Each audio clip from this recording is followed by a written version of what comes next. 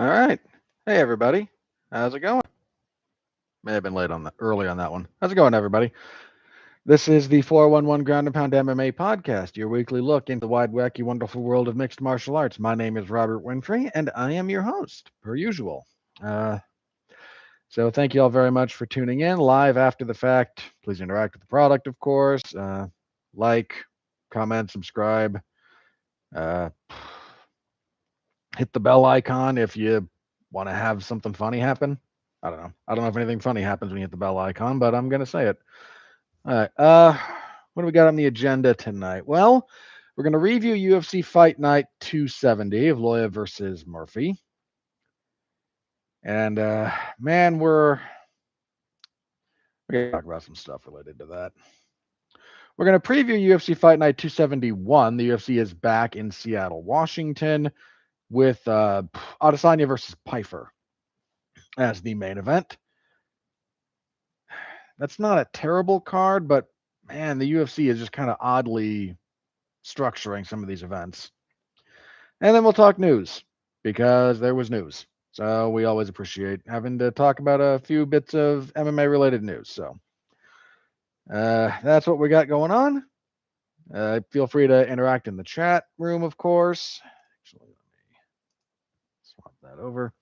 I will respond to anything that isn't, a large string of profanity, basically. So that's my standard. I hope you can clear it. But with that out of the way, let's jump into this, shall we? So I'm going to start with UFC Fight Night 270. UFC was in the O2 Arena in London, England, and boy, did everybody kind of not like what came out of that. Not just the fights, but there were multiple people reporting from the arena that said the atmosphere was terrible. It was just dead.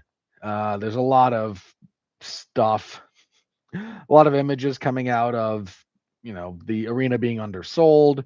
I'm sure they still made a boatload of money because they charged through the nose for everything, but not a lot of enthusiastic fans in attendance, and that's a shame. That's a real shame. Atmosphere is important to fight sports, and if this one didn't have a lot, it's got to be said. But how do we do with the predictions? Well, pretty good actually. Went 11-2. The Melissa Mullins and Luana Carolina fight did not happen. Luana Carolina, I guess, thought they were fighting at featherweight because she weighed 144. Oy, that's bad for a bantamweight fight. Melissa Mullins was, emotional when she weighed in because she made weight. But Mullins has twice missed weight in the UFC. My sympathy, while not non-existent, is significantly dampened by the reality that you put two other women in basically the same position. That said, this was Luana Carolina's third miss in the UFC, and they didn't allow the fight to go because of the giant weight miss. So, look, I'm not going to pretend that I think we lost anything that would have been interesting, but I feel mostly the real thing that I feel bad for Melissa Mullins over is she probably didn't get paid, which really is the crux of it. They should probably just cut Luana Carolina. They won't, but they should. Because the UFC doesn't have standards anymore. They have a schedule, and those are not the same thing. The only thing I changed my mind on, and I changed my mind on the Silva Campbell fight. Across a couple of different podcasts, Jed Meshew kind of sold me on Danny Silva in that fight, and glad I listened. Should have changed my mind on Keita and Wood, but what are you going to do? Yeah, I scored that for Keita, barely, but 29-28 for Wood is fine. It was a pretty good fight, actually. I think the only other one I got wrong was, I went with Shamrock over Abdul Karim Al Sawadi because I don't think Al Sawadi's all that good, but it turns out Shamrock might be a little bit worse. So, yeah, everything else I mentioned before, man, this was, for the most part, this was not a very difficult card to pick. The only one I'm happy about is changing my mind on Campbell and Silva. The rest of it, I don't hold a lot of like, yay, me stuff, because most of the winners were heavy favorites. Some quite so. But that brings me year to date to 81-22. I'm okay with this so far. That's what 1, 2, 3, 4, 5, 6, 7, 8. We are 9 cards into the year, and I'd rather be at 90, but I'm okay with what I got. Hang on, did I math this incorrectly? Let me check this real fast.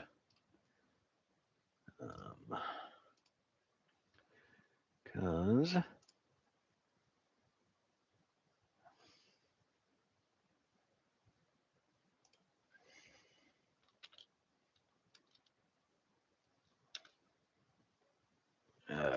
I got to remember how to do this. There's a way to do this.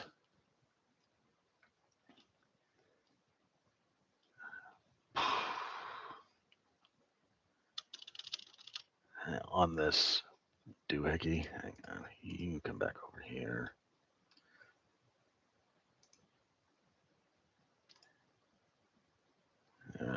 I should not play around with this right now. I should play around with this on my own time. I will. I feel like no, that eight one. Yeah, all right, hang on. Yeah, I'm pretty sure 81's right. I'll double check later, but either way, I'm okay with that. Still working. Still want to get to 400 is the goal this year. Okay, as for the fights themselves, let's get out of my slightly self-indulgent bit there. Main event. This is the big one that most people are talking about in terms of, what we want to talk about. There's other fights that a lot of people are kind of buzzing about. We'll get to Jones and Sola because yes, please, more. But the main event is kind of the big one. So officially, Movsar Evloev defeats Lerone Murphy via majority decision. There's 147-47 draw and 248-46s. Now, if you're looking at the math on that, going, wait, how did we get there? There was a point deduction to Evloev in the 4th round for a groin strike. It was his second of the fight.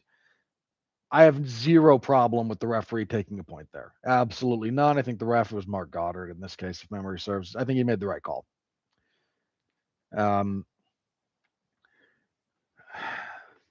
But Evloev, I still think won because I thought he won 4 rounds.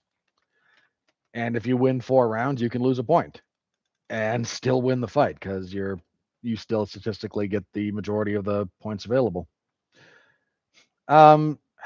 The interesting things coming out of this. One, a lot of people really don't get that how you could, especially on the night. There were a lot of people going, "How did you get to Movsar winning?" And then a lot of them, shouldn't say a lot, but several of them watched the fight back today, so Sunday, and frequently with the commentary off, so either with everything muted or in another language that they don't speak, so they don't have to listen to the inane prattle of commentary, Michael Bisping in particular. And a lot of them came away with, you know what? Yeah, I get it. I got a quick thing here from Sal. I don't know, man. Whatever I don't think I have a specific limiter on it, but don't post a novel. But if you want to throw, a bit in there, I'll do what I can to read and respond to you. So again, I just have slow mode on because I don't have anyone here doing this but me. So it's my way of kind of like trying to keep a handle on things. But if you want to leave, a paragraph or two, it's probably okay. I assume the chat function will give you a limit if a limit is imposed. So do what you can with that. My scorecard on the night was 48-46 for Evloev. I gave him rounds 1, 3, 4, and 5.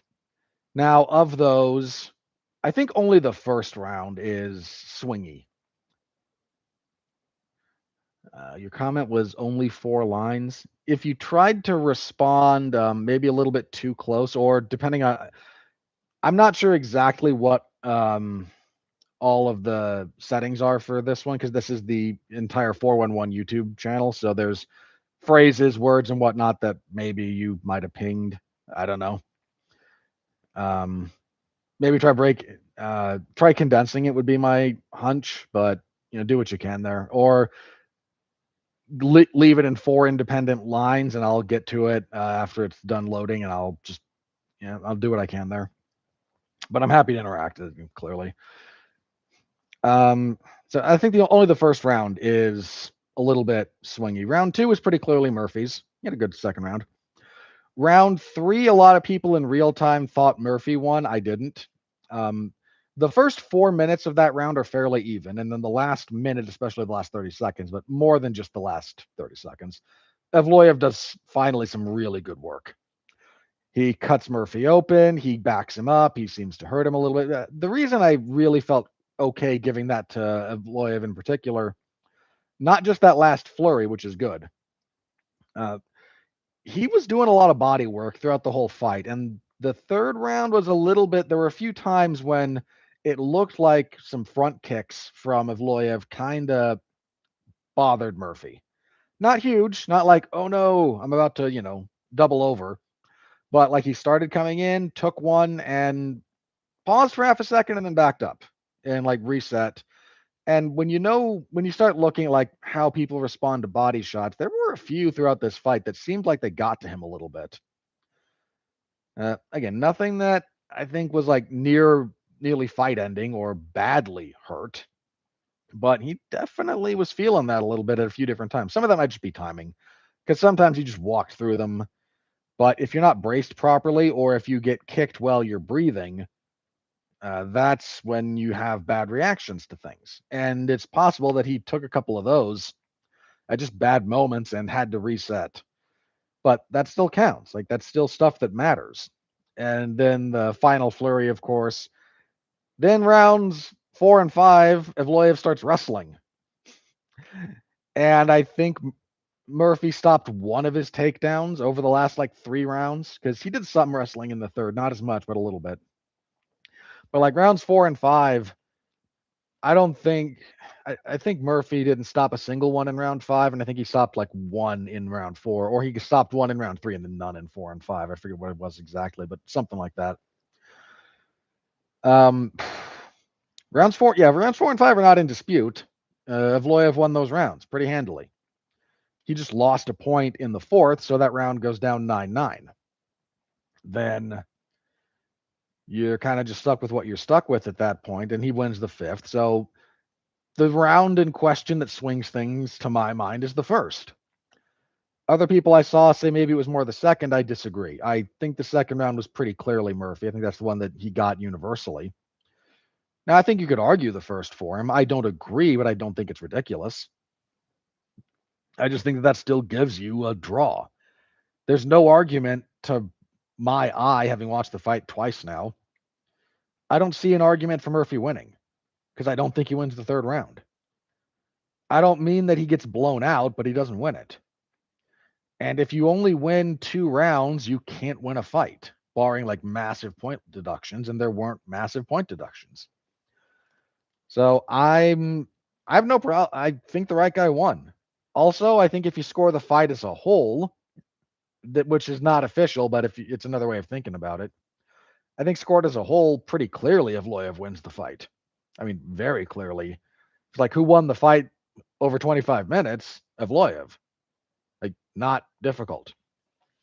There was a bit of drama it was after the 3rd round, I think, where Murphy said his left hip popped. I don't know what exactly caused it. There were a few things it could have been, but he was clearly feeling that in the 5th. As a guy with slightly messed up hips, he has my sympathy. Hopefully it's nothing too serious, but it affected him in the 5th round, which he was losing anyway, but it really like prevented him from mounting any kind of serious attack in that round. So I have no problem with Evloev winning. I think it's the right call. This was a pretty good overall fight. There's a couple of things that are like big takeaways from it, though. One, the commentary here was not good.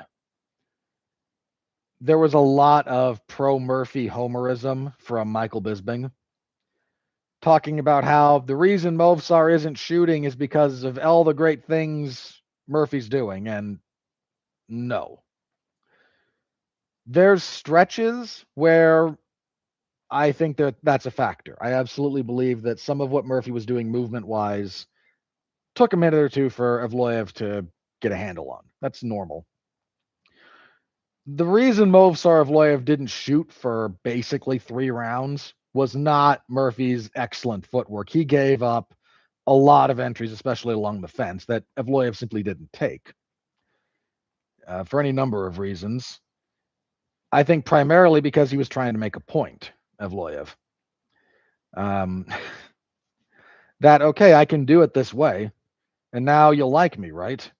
Because I didn't wrestle for 5 rounds. I did most of this fight was striking.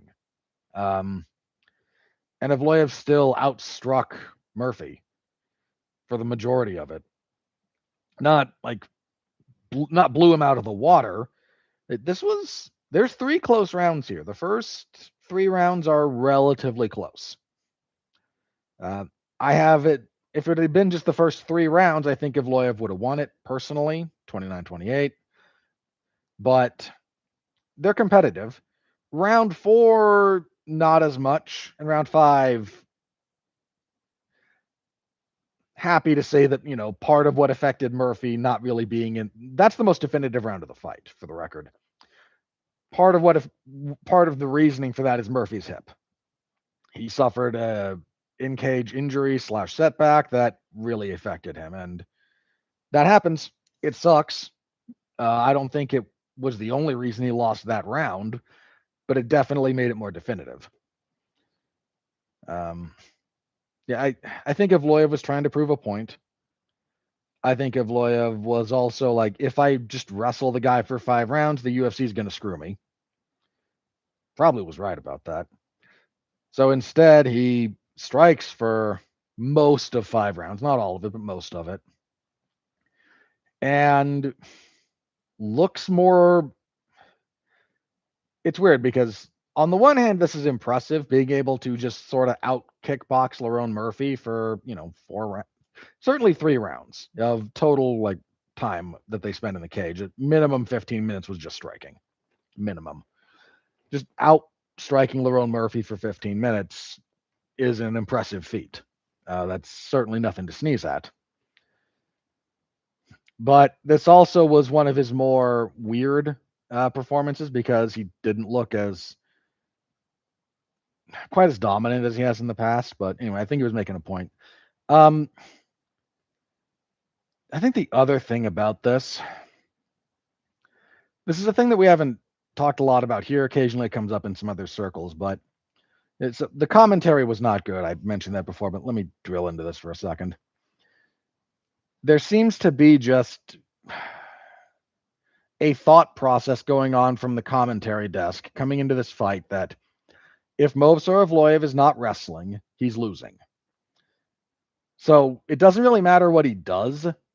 Overcoming that like internal narrative and expectation, if you're not like beating the brakes off of somebody, you're not going to get credit for what you're doing. And he did not beat the brakes off of Lerone Murphy in any round, even the ones he most definitively won. I wouldn't say he, beat the crap out of him or smashed him or anything. He won those rounds, but wasn't like that. And if you want to overcome a narrative that this is a circumstance where you are supposed to be losing, you need to do a lot of work. And I don't think he did. Bless the judges for getting this one right, by the way. This would have been real easy to screw up.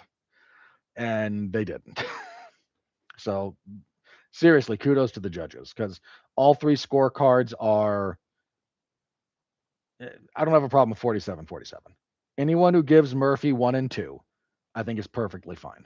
Seriously, that is it. Those are perfectly fine rounds to give him. Whether I agree or not, I would not agree with giving Evloev the second, but neither here nor there. So credit to the judges, but Michael Bisping was just kind of drilling home the narrative over and over again that Evloev isn't wrestling. He's not doing what he wants to do. Therefore, he must be losing, which was clearly not the case. As soon as Evloev started shooting, those takedowns came easy. I mean, easy is a strong word. Murphy, was fighting him, but he got them. Murphy only stopped one. Now, credit to Murphy in two ways. His, scrambling overall is solid. His wall walks were good, very good actually, and maybe most critically, his grip breaking. He fought off that rear waist lock very, very well. That's on a skills level, big thumbs up for me on some of the stuff he did there. Seriously, very impressive. Breaking Evloev's grip around your waist like that is not an easy thing to do, and he was able to do it more than once. So definitely good up on him. But Evloev could have wrestled a lot earlier, probably been just as successful.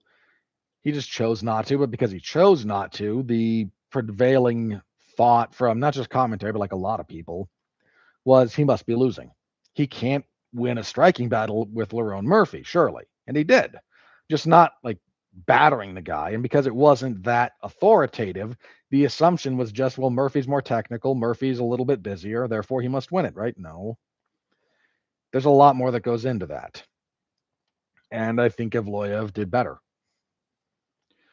I don't think he should fall in love with his kickboxing, but he definitely showed he was good at it. He's not one-dimensional.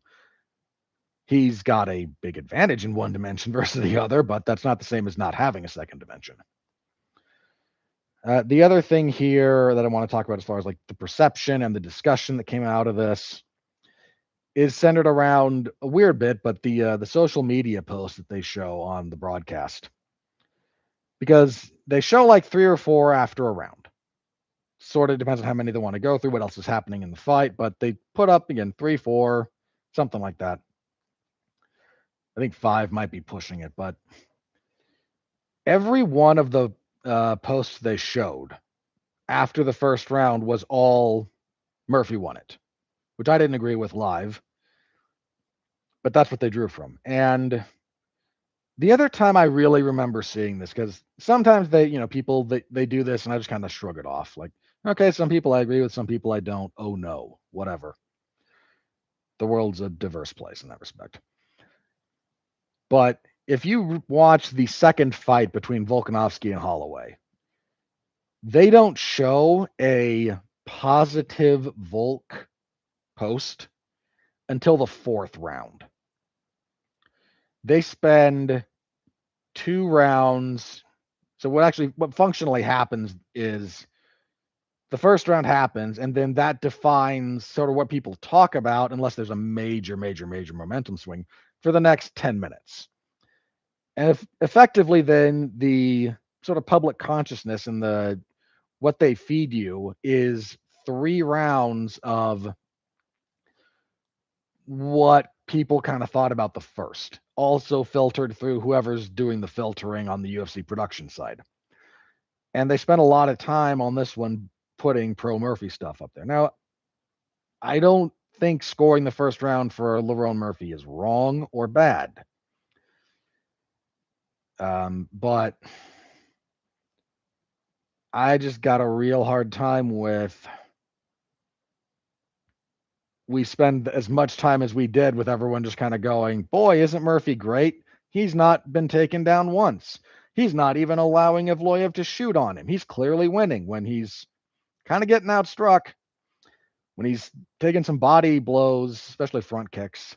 There was a round kick in the first, I think, from Evloev that really I think he just caught Murphy breathing. But because Murphy recovered after a second, but if reading body shot reactions is kind of an art. And MMA fandom in general isn't good at it because the general thought is if they don't double over and almost get finished, your body shot didn't do anything. And that's really not how that works.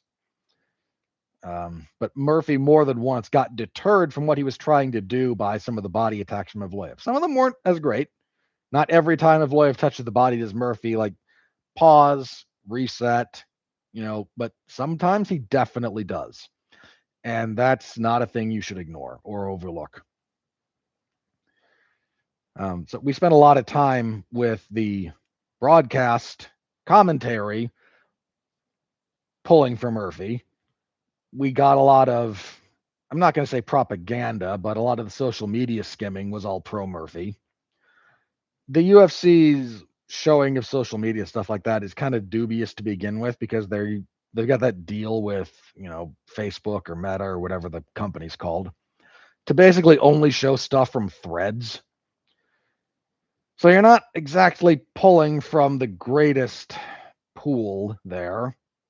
There's some good people on threads, don't get me wrong. They still show, Aaron Bronstetter and I think all the fighters have a threads account because it gets them on the broadcast more than anything. But threads is just barely existent. And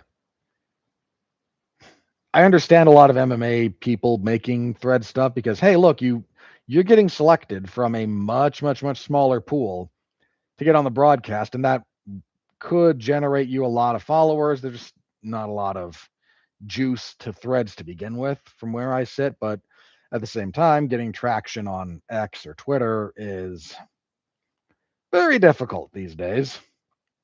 So I don't begrudge anyone their success for doing that. I'm just noting it's not like the creme de la creme is posting there for them to skim from.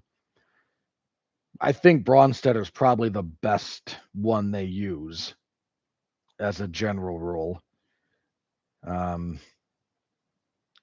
that's not a bad thing. Like Aaron Bronstedter's a perfectly credible, reliable voice in the space. So I'm fine with that. But there's also several that are just, not. So all of that combined to kind of just create this thought process narrative and feel that, well, clearly Lerone Murphy's winning. And then if you rewatch it, especially if you rewatch it with either on mute, I really wish they just had an option not to mute the entire player, but to just mute the commentary. Or you watch it in a different language. Everyone came away from it with a different perspective. Like this is borderline, the Nixon Kennedy debate. For those of you who may be too young to understand that reference, that was the first televised presidential debate in American history. Anyone who watched it on television thought Kennedy won, in no small part because he looked better. I don't just mean aesthetically. I mean, he was more well put together, delivered the visual component of presentation and confidence. And Nixon was sweating a bit under the lights. He was a little bit under the weather. I think he had some kind of an illness.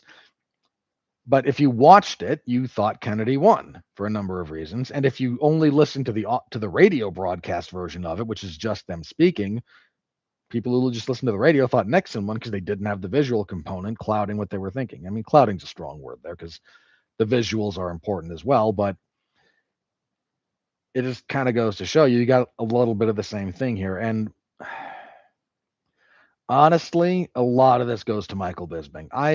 I try not to, hate on the guy too much because he's doing his job. Problem is, he's not just doing his job. He is assigned in that booth the color commentary role. And it feels like he's trying to do color play-by-play and analysis all by himself, and he ain't Joey Styles. It's a very dated reference. The man never stops talking. You're not, and on a broadcast, you're not paid to talk. You're paid to broadcast. Not the same thing. Part of it is speaking. Part of it is knowing when to shut up. Part of it is knowing when to lay out and let the play-by-play guy do his thing. I would bet Michael Bisping said more words on this broadcast than either Brendan Fitzgerald or Paul Felder. That's not how that's supposed to go. Somebody needs to produce that man or get him out of that booth.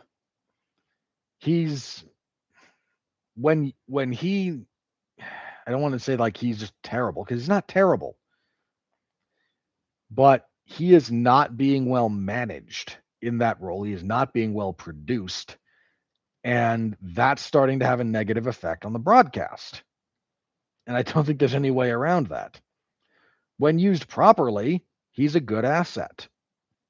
He's got insight. He's, able to be witty. There's just a lot of things that need to be smoothed out that didn't used to be this rough.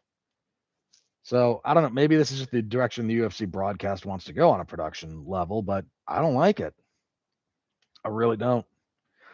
So Evloev got the win. I have no problem with him getting the win. I don't want to spend forever on this fight. Ultimately, a good fight. Interesting in some respects. I think more interesting in hindsight than it was live. Which is not to say it was bad live, but really kind of digging into that a second or a third time that's been interesting to me. So I expect Murphy to be back. He's still very, very good.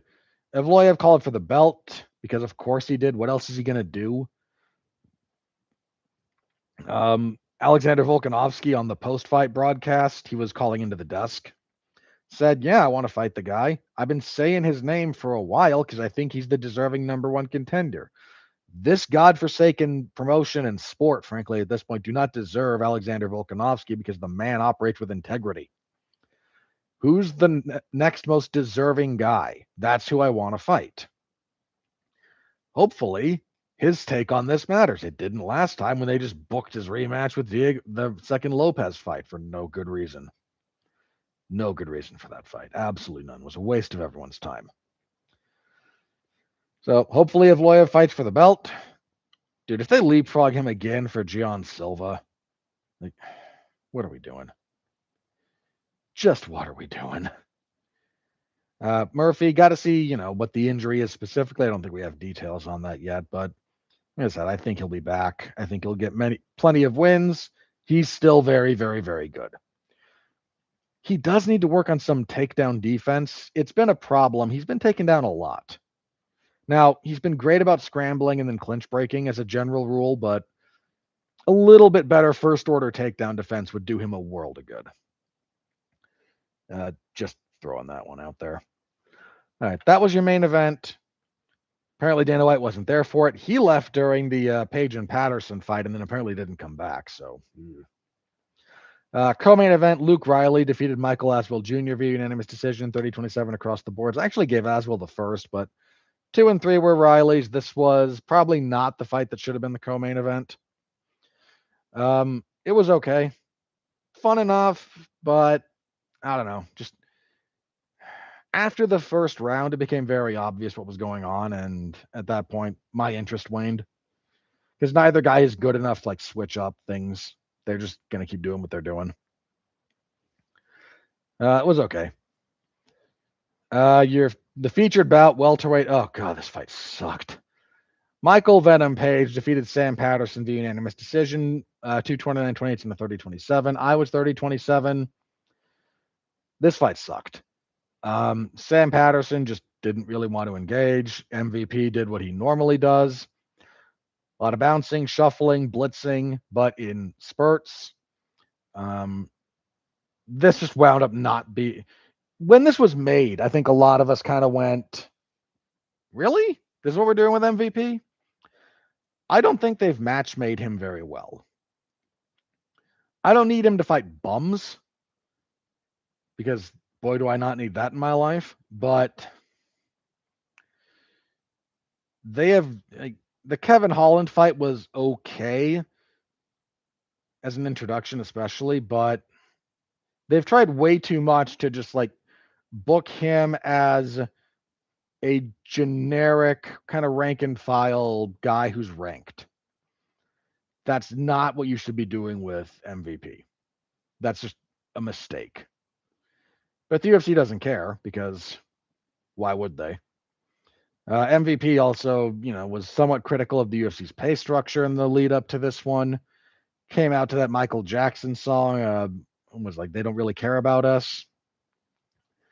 I'm not saying he's trying to get cut, because that would assume motive. And he's fought like this plenty of times before.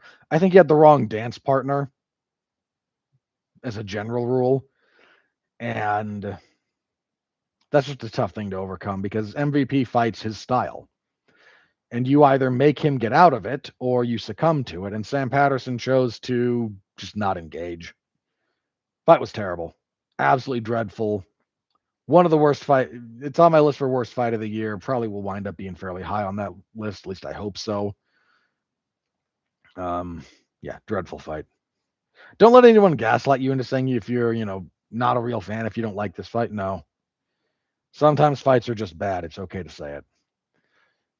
Iwo Baraneski defeated Austin Lane via TKO punches, 28 seconds of round one. This is exactly what everyone said was going to happen. Like, I don't know what else to tell you. There's nothing here. Austin Lane's a jobber. He's there to get squashed in a funny fashion. That's it. And the UFC is going to probably keep him around a little bit because they don't care about his health, as long as he keeps being a body for somebody to knock out in short order. Iwo, I was okay. I was fine with him when he got to the UFC because I'd seen a couple of his other fights. He usually does, barn burner stuff, but I don't need this. Like, I don't need him in squash matches. I'm more curious about him actually starting a move. Middleweight, Christian Leroy Duncan defeated Roman Dolidze via unanimous decision, 29-28 across the board. Duncan takes the first two. Dolidze finally gets him down in the third and is able to hold him. Okay, fight. Look, this is just one guy moving up, one guy moving down.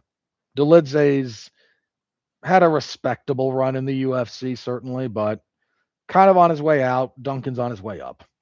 Not super complicated. And kicking off the main card, Danny Silva TKO'd Curtis Campbell 31 seconds into the second round. Not not what the UFC wanted, I guarantee you that.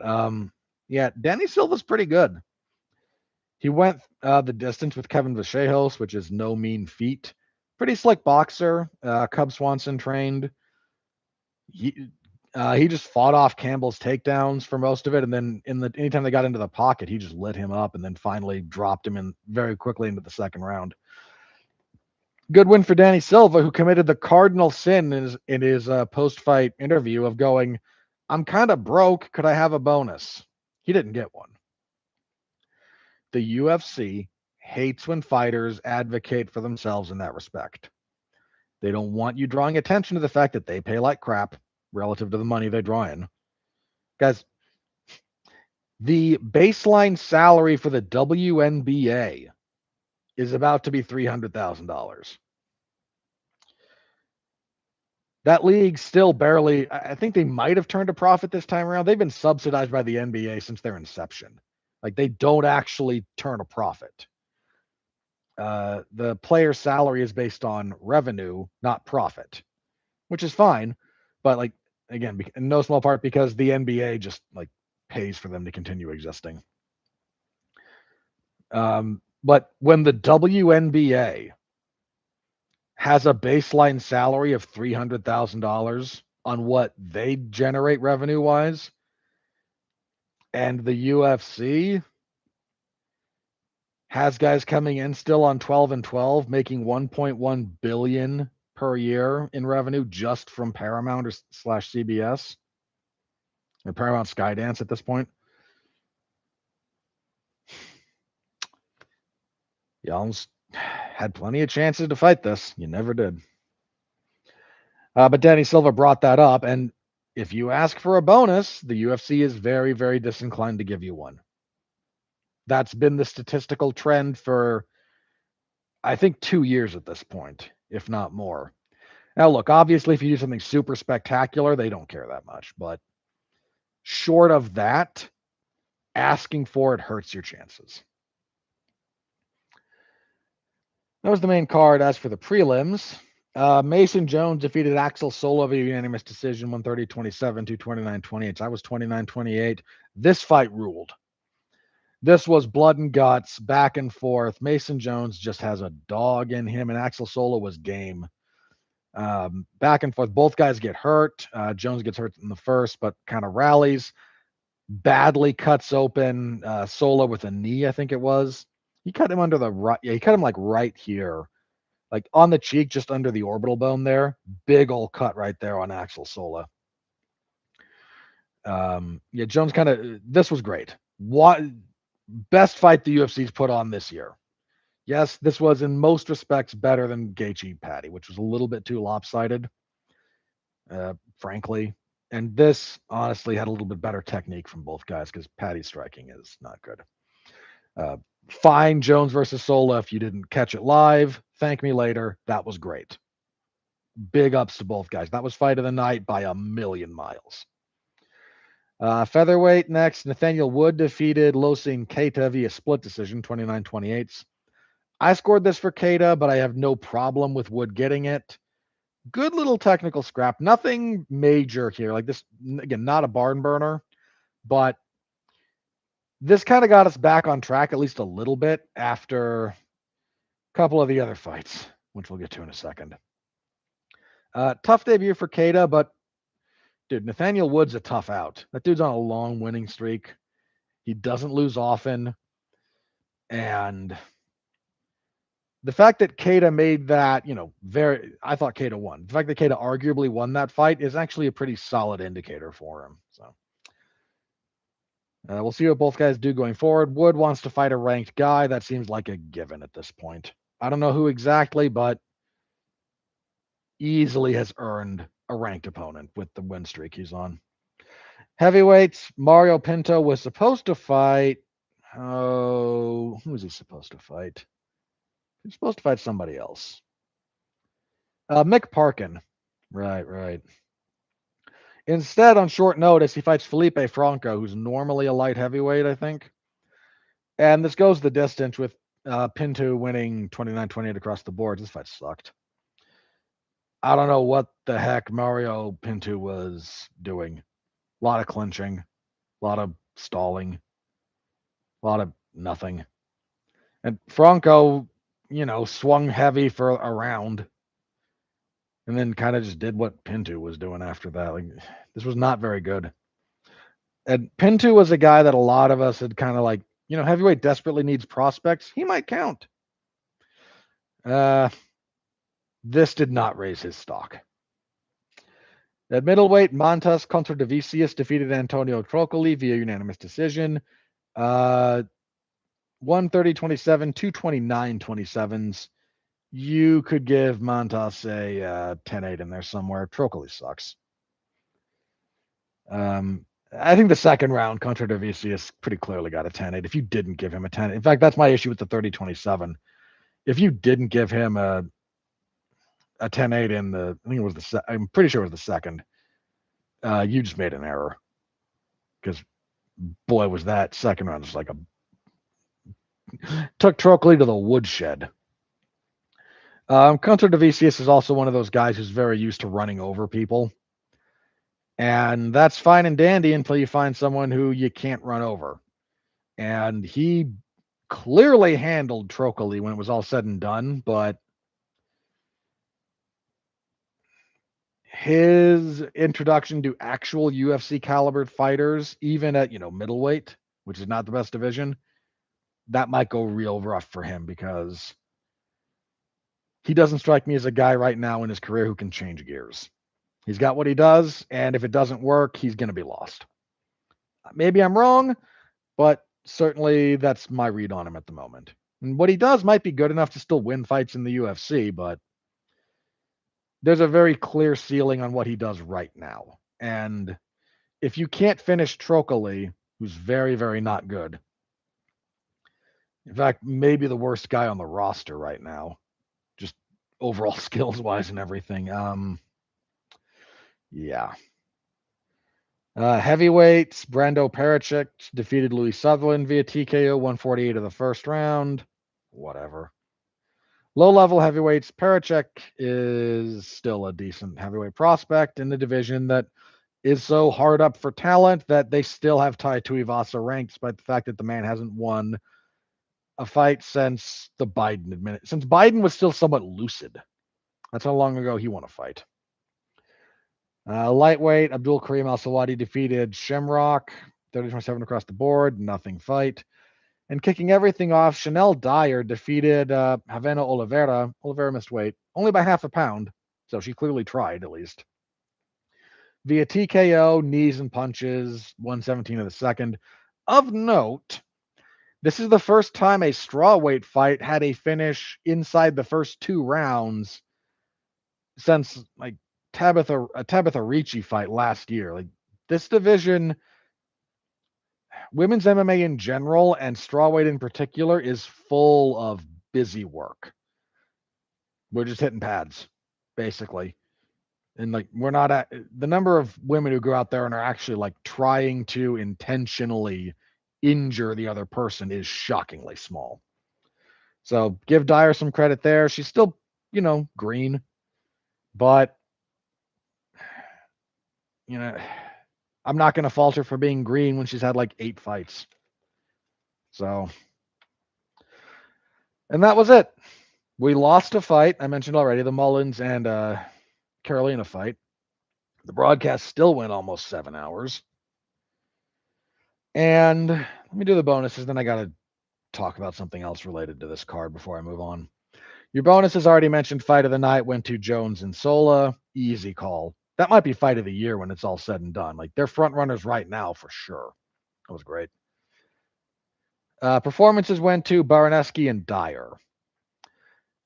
So I thought what Danny Silva did was significantly more impressive than what Iwo Baraneski did, because stopping the hometown guy when you're an underdog in the second round via slick work is significantly more impressive than being the 18th guy in a row to knock out Austin Lane. Just by the by. But Iwo did what he was supposed to do, and Danny Silva was supposed to lose. I don't mean in a fixed fight kind of way. I mean, that's clearly what they were after. Campbell's the native Brit. He's coming off the Contender Series. We wanted to give him and the crowd something to care about, and Danny Silva upset the apple cart. And sometimes the UFC doesn't like when you upset the apple cart. Doubly so if you get on the mic afterwards and say, yeah, I'm kind of broke. Can I please have a bonus? I mean, he got a bonus for getting a finish, but dude, Silva's probably still fighting on like, 15 and 15 at the most? So, there's that. All right, let me just say the last thing I want to say about this card before I move on. I heard Luke Thomas say this, and I'm going to repeat it because I think he's right. At this point, it's fairly clear that if the UFC wants to do 43 events a year, which is what they're contractually obligated to provide, they do not have the roster to actually sustain high-level MMA for 43 events of 13 or more fights per card. They just don't have it. If you wanted to do the number of events they're doing, then you could probably make it work if you had 7 fights a card. I think you could probably stretch what they have in terms of actual top talent, available top talent, and up-and-coming talent. You could maybe make that work. But of course, they're not obligated to do 43 events of high quality. They're obligated to do 43 unique events that occupy a 6.5 to 7 hour block of time. And both the UFC's roster and, frankly, at this point, the talent pool of MMA will not support that. Shouldn't say won't support it, because clearly they're doing it. But it absolutely will not support that at a high level. It's just not there. You can't get blood from that stone. So we're getting sub-quality MMA. Now, some of this, look, Page and Patterson being a dud was maybe foreseeable, or at least the possibility of it being a dud was more foreseeable than a lot of us wanted to give credit for, certainly than I did. I'm not going to pretend that I got that one right. But like Pinto and Franco, Baranowski in a squash match. Duncan and Delidze was fine for what it was, but like Al-Sawadi and Rock was kind of bad. And it's there to occupy 30 minutes of broadcast time. That's it. It's not there to sell tickets. Because ain't nobody ponying up $800 for the nosebleeds for Shamrock in the second or third fight of the night.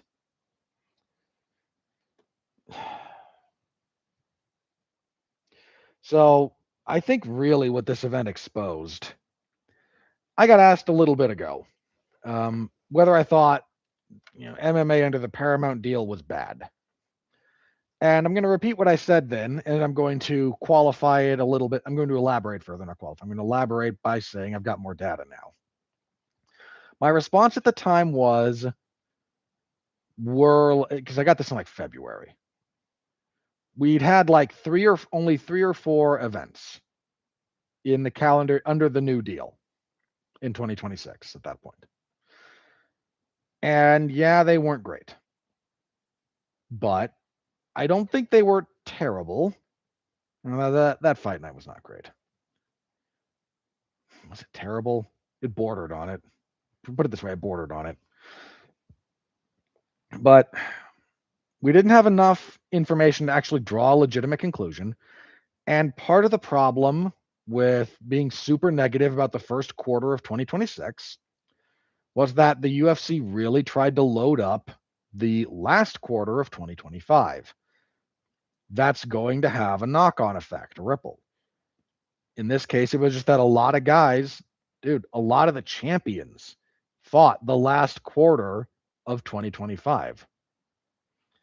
In the last 3 to 4 months of 2025, look at those fights. Look at those events. They're pretty stacked. There's a lot of guys there, a lot of guys having fights, some of which were very, very good.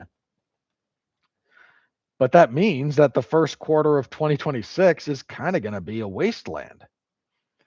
And that's the bill for what we got at the end of 25, which also had some problems, but you can't have one without the other there in a lot of ways.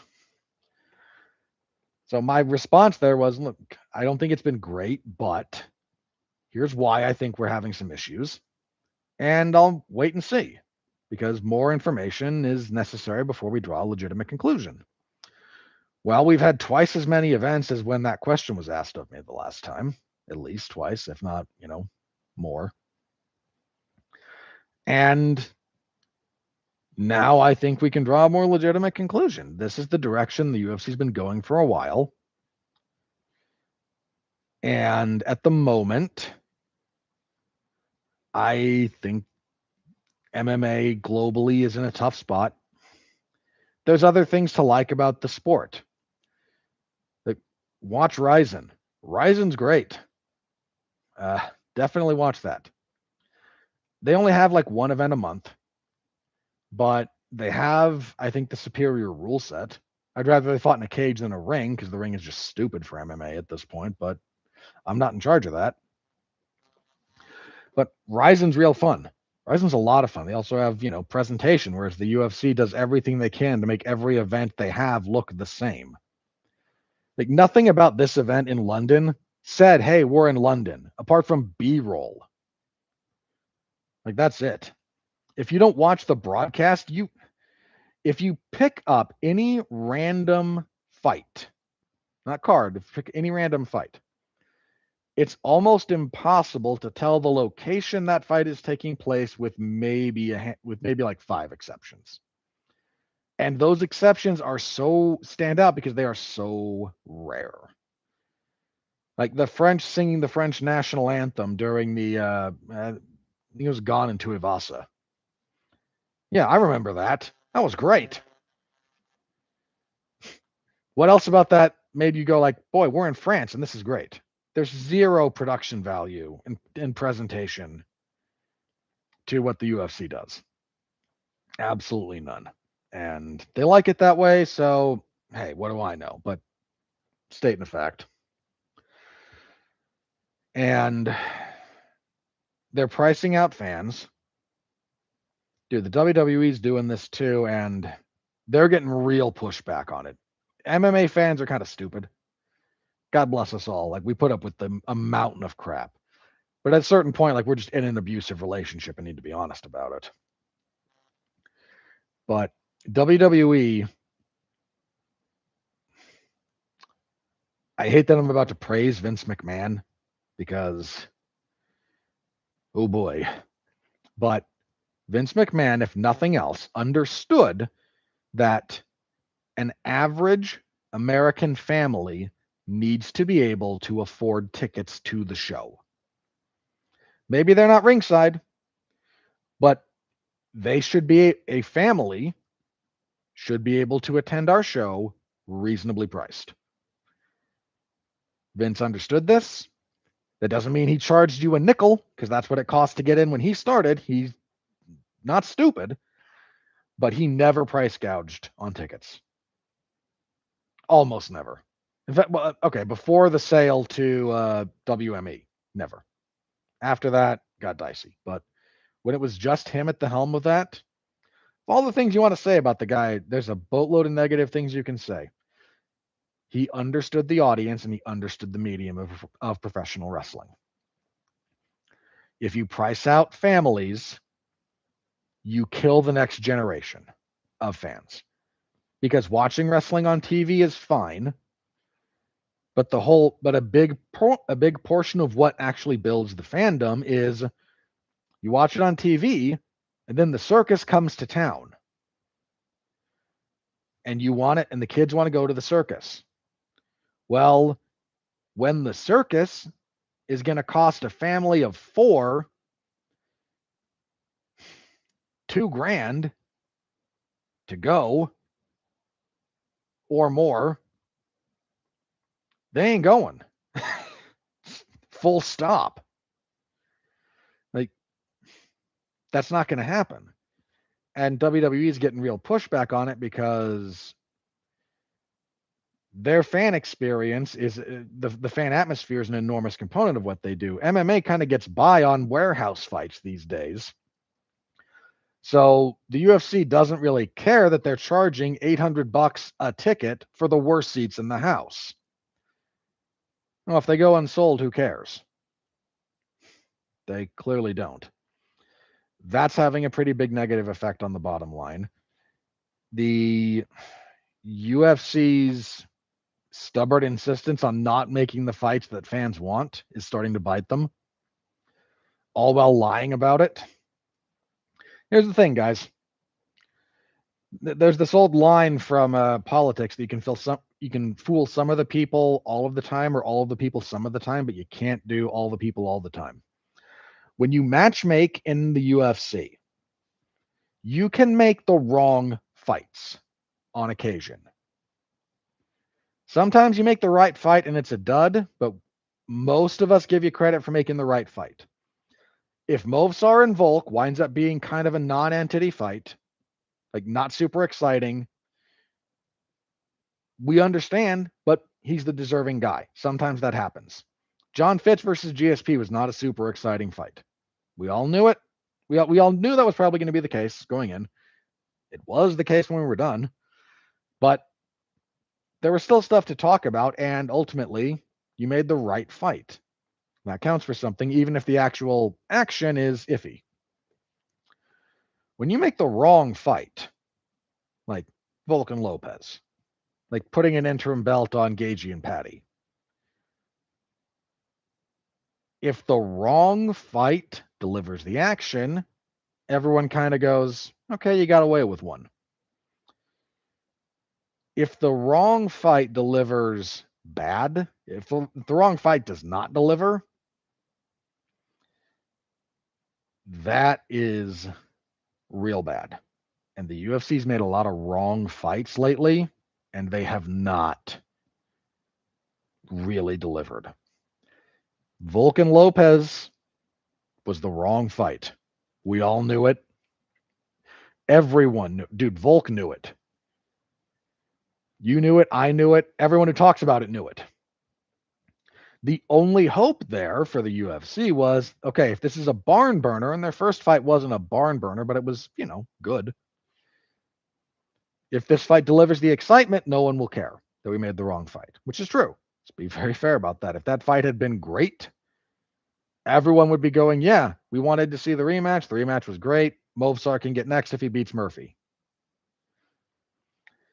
It didn't. And now everyone's going, you're upsetting the architecture for what?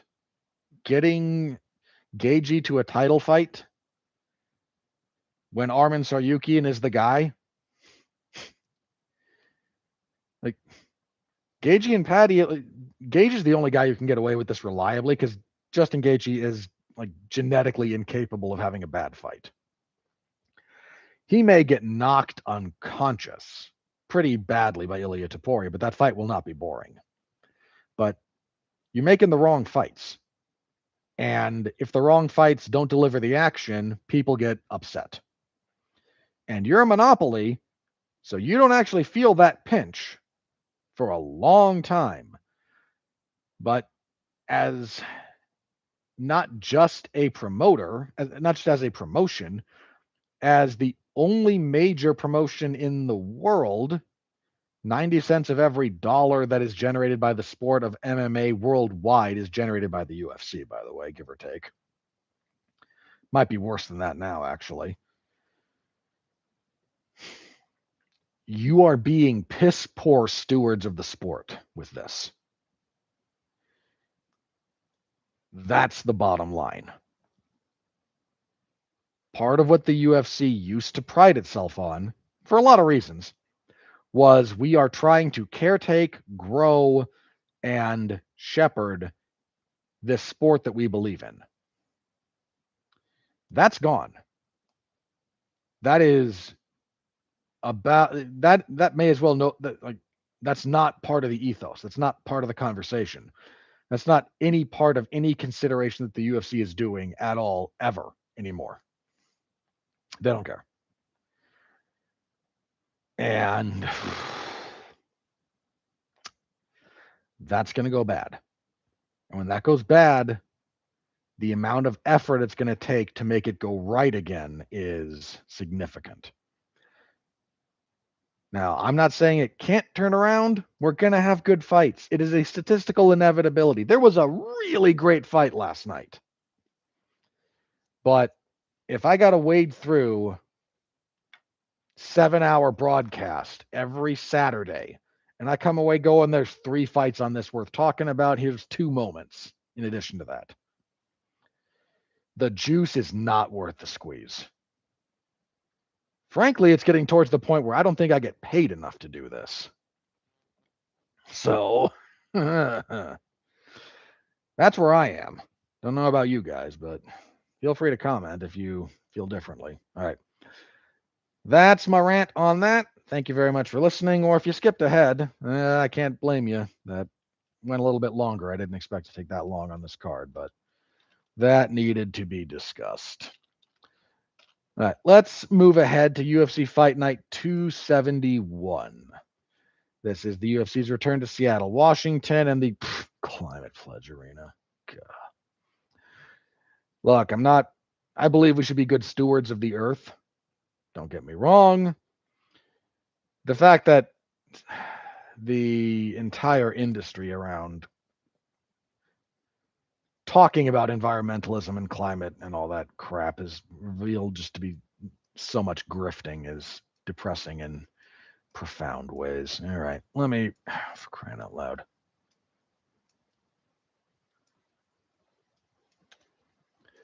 All right, let's reset the old spreadsheet so I can make my predictions. Okay, main event for UFC. Oh, yeah, they added that. Okay. Main event, Israel Adesanya and Joe Pyfer. This is the last stand of Israel Adesanya. If he can't beat Joe Pyfer, he needs to be done. I say that with all due respect to Izzy's career. I have enjoyed the heck out of the vast majority of it. I think he represented something really important at a time in MMA when kickboxing came back to the fore. I think his rivalry with Alex Pereira was great for the division, great for the sport. I think his title reign was very, very good. I can go on, and when the dude actually retires, I will wax poetic about it. But short of that, here's the reality. He has not won a fight since he knocked out Poatan in 2023. Since then, he lost to Sean Strickland, which turns out just Sean was a bad stylistic matchup for him and other stuff there. He comes back after about a year off to get another shot at the belt. This time it's held by Dricus du Plessis.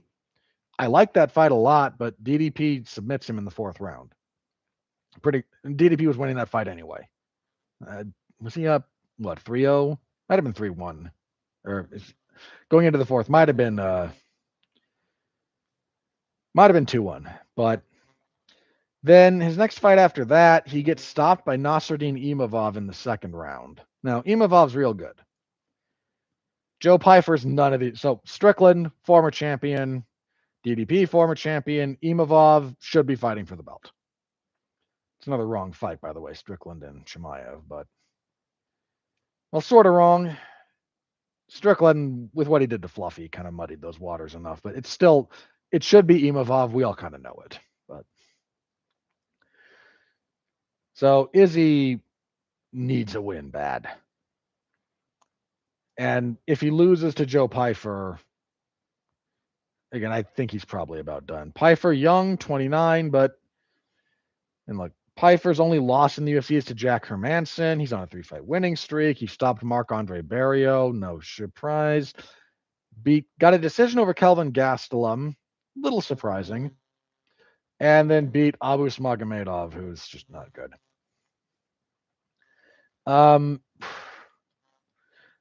Again, this is the Alamo for Adesanya. If he can't do this, he's done. He's washed. And the question of how washed is Israel Adesanya is the question of the day when it comes to this fight. So I'm gonna pick Izzy for the record. Pyfer is strong. He's clearly got power. And Izzy needs to adjust his defense a little bit given his age. But Pyfer's also one-dimensional. You may have heard me say this before. I'm going to keep repeating it because I think it's true. Your power is only as good as your delivery system. Pyfer's deliveries, you can have nuclear power here. If you can't hit anything, you may as well hit like a butterfly. Pyfer has very good power. His delivery system is, based on all evidence at this point, on the mediocre side. Imavov got there against Izzy because his delivery system's pretty good. He also very smartly timed when he attacked. Pyfer's kind of just, thus far in his career, has kind of just been I'm going to wade forward and I'm going to kind of bludgeon my way through things. That is not a winning strategy against Israel Adesanya. You need a lot more sophistication. I mean, even Sean Strickland, like very, very fundamental stuff, but Strickland's surprisingly sophisticated in a lot of respects. Weird looking, but effective, and he didn't arrive at his style by accident. Put it that way. Pyfer's still kind of just like, I'm a hammer and everything looks like a nail because that's the only thing I can do. 5 rounds is a long time. Pyfer's had gas tank issues. I don't think he'll have as bad ones as before, but Izzy's also good about poking at you. And that's a factor. If this were 3 rounds, I actually think I might favor Pyfer. I just kind of where I think Izzy's at. So the odds slightly lean towards Izzy. I already said that's what I'm doing. Stylistically, I think this is a really tough fight for Pyfer, but if Izzy's as washed as it kind of feels like he might be, Pyfer can win. And depending on how he wins, that could be instructive. But short of seeing some more advancement and sophistication out of Pyfer, I'm going with Adesanya. But this card goes downhill a little bit after that. Not completely, but a little bit. Alexa Grasso and Macy Barber. Dude, Grasso, I don't know what the heck is going on with Grasso. Like, she got the belt, then legitimately, got Valentina to tap, then should have lost it in the second fight, got a draw because legitimately one of the worst scorecards ever ever turned in the sport is the one that gave her like a 10-8 to turn that into a draw. Terrible scorecard. Then the third fight with Valentina is not close. Valentina just kind of handles her fairly easily. Then most recently, she loses to Natalia Silva. Grasso has gotten worse. The question is whether or not she's regressed enough for Macy Barber to beat her. Now, Barber, strong wrestler, only 27.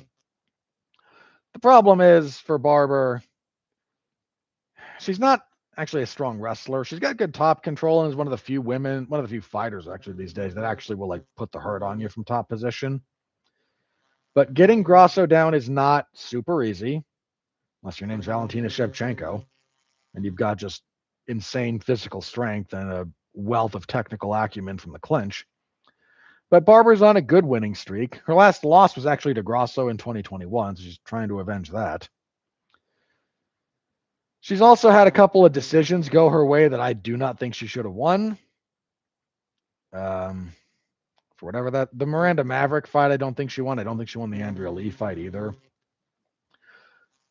But I don't know what to make of Grasso is the real thing here. The best version of Grasso, I think, would win. I would favor her pretty handily. But Alexa Grasso hasn't brought the best version of herself to a fight in quite a while. So I think I'm going to go with Barber, but let me ask you this one. I gotta look at Barber's takedown game because her striking, if this is just like boxing, Grasso will handle her. Grasso's hands are good. Not great, but good. So this is all about whether or not Grasso can clinch break and avoid being taken down for long periods of time. So I got to double check Barber's a couple of things about her game, but happy to pick her right now. What do we got next? Julian Erosa, Juicy J, and Larian Douglas. Okay. Erosa, been around for a bit, 36. He's on his, whatever. What is he currently on as far as his stints in the UFC? Is he in his second, or did he have 3? Because he went 1-1 at one point, left, came back. Yeah, he came back, lost 3 in a row, got cut, came back on short notice, and he's been with the UFC since then. He is 3-3 in his last 6. Most recently lost to Melquiades Costa. Oh no, Costa's real good. His wins before that, Ricardo Ramos, Christian Rodriguez, and Darren Elkins. Dicey. A lot of the old guard there. Well, Rodriguez not quite ready for primetime. Elkins is, old shoe leather at this point. And as for Mr. Douglas, I believe this is his debut, but I need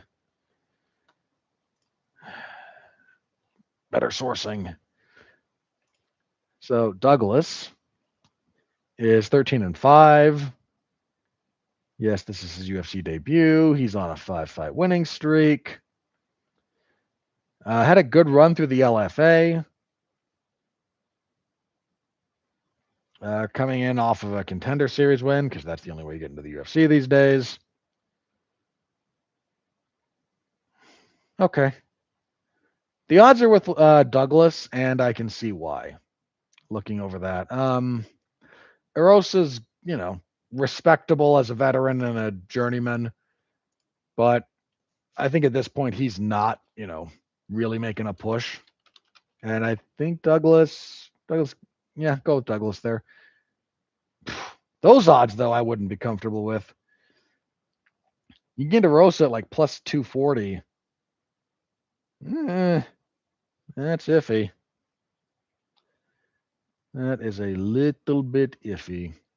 Next up, Yusri Belgari and Mansour Abdul Malik. UFC likes Malik.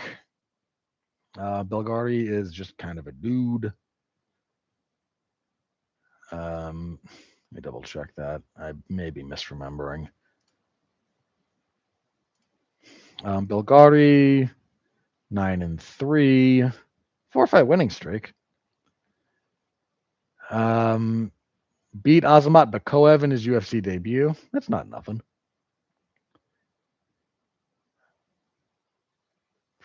Lost to Marco Tullio on the Contender Series in 2023, though. That's not confidence inspiring. Abdul Malik, 9-0-1. 3-0-1 in the UFC. Yeah, that draw with Cody Brundage originally was a no contest, but because it went into the third round, they should have scored it. Or it got stopped. It was something like that, and they had to score it. And because there'd only been like 2 rounds, it was just like 19-19. He beat up Antonio Trocoli last time out. That's not impressive because Trocoli sucks.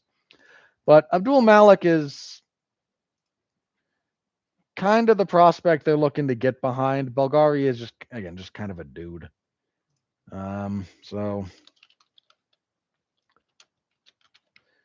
go with Abdul Malik. Lightweight. Somebody's going to sleep here. Terrence McKinney and Kyle Nelson. Terrence McKinney either knocks you out or gets knocked out. Kyle Nelson's decently durable. Odds are with McKinney slightly. It's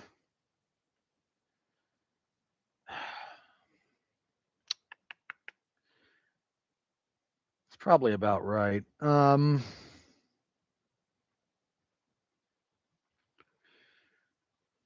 Yeah, let me go with McKinney.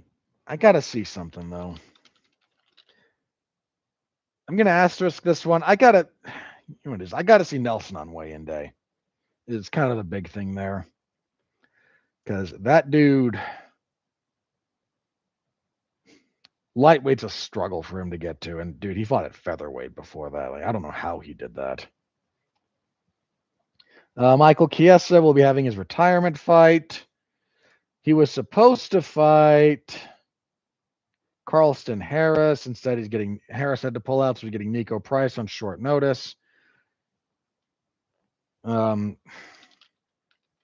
short notice, I have no problem picking Chiesa, but Price beating him would be funny. On the prelims, good fight here, actually. Ignacio Bahamondes and Tafik Masayev. This should be on the main card. Straight up. This is a good fight. Bahamondes, big for the division, 6'3", only 28 years old. His only losses in the UFC, a split decision to John McDessie that he maybe should have got. 3-fight winning streak, lost to Ludovic Klein. No shame there. Another 3-fight winning streak. Then he lost a step-up fight to Rafael Fiziev. He finished Christos Yagos, Manuel Torres, and Jalen Turner. He deserved that step-up. Gave Fiziev a good fight, but, Fiziev's good. But Bahamondes is a very, very good fighter. So this is I'm okay with this fight. And Tafik Masayev had an unfortunate UFC debut. He's 36. He got here a little bit late. Lost to Muktabek Oralbay, but as we've seen, Oralbay is actually really good. So So Masayev is getting another crack here. Like I said, this is a really good fight. The odds are with Bahamondes. Masayev did not look great in his debut, but dude, Orobai is just kind of a monster.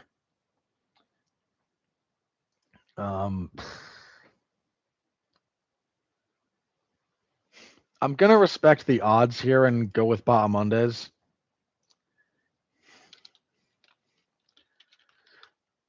But that's a good fight. Don't miss that one. That'll probably be real good. Next up, Chase Hooper takes on Lance Gibson Jr. Hooper, just kind of a dude at this point. Not bad. Lance Gibson Jr. is 9-2. Lost his UFC debut, right? Yeah, to King Green. Weird little fight, that one. Not a bad one. Just a weird little fight. Hooper is probably more in his wheelhouse than King Green. Hooper 16-4-1. Coming off a loss to Alexander Hernandez. Get that out of there. That broke a long winning streak for him. He's done real good since moving to lightweight. The only loss at that weight class is the Hernandez one. So they're trying to figure out what they got with both guys there, it feels like a little bit. Odds, where are the odds? The odds like Hooper a lot. I haven't picked a dog yet. Am I going to pick Gibson as a dog? I need to check something on Lance Gibson. You know what? For the sake of picking a dog here, let me go with Gibson, but there's a major asterisk there. That's when I'm reserving the right to go, you sleep-deprived buffoon, what did you do? Because I am not on a lot of sleep at the moment. My own fault, but deserves to be said. Fully functional me is much better at this.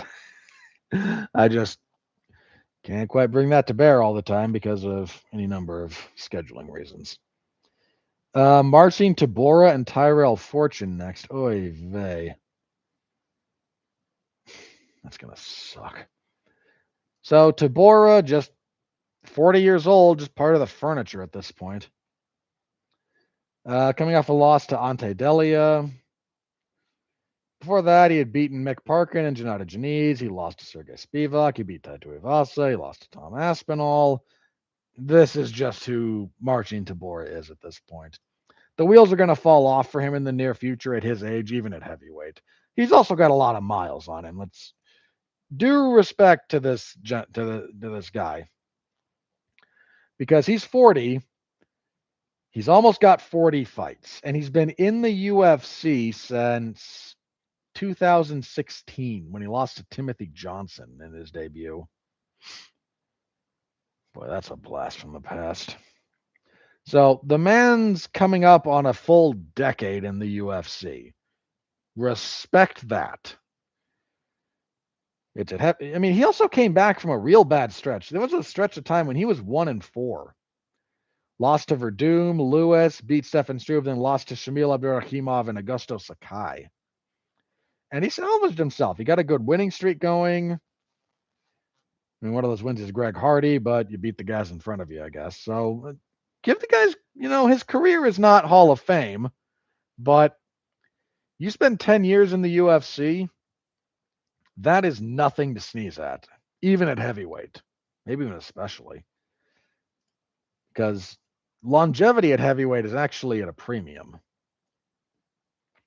But his opponent, Tyrell Fortune, 17-3. This is his no contest thrown in there too. UFC debut? Yes, indeedy. 3-fight winning streak. He got heel hooked by Sergey Belosteny in PFL. Has lost to Marcelo Golm. Linton Vassell. That was back in Bellator, though.